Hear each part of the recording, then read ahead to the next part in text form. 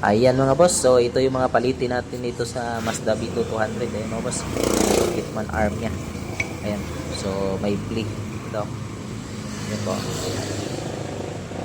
May plate siya, may kalog. So anytime pag nalubak or nabigla yung kabig niya, anytime po nabubunot po ito. Napakadelikado. Ayan mga boss. So kitang kita po, medyo may kalawang na rin sa loob. So itong lower boot joint niya sir. Ayan. So, silipin natin. Tingnan natin. Ayan.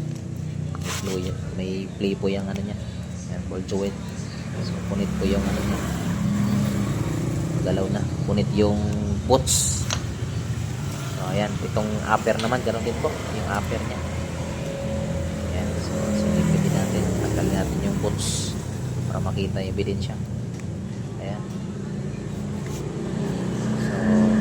Magalaw na talaga siya, may play. So magalaw sa ano to, magalaw sa gulong, magalaw yung manabila nito. So may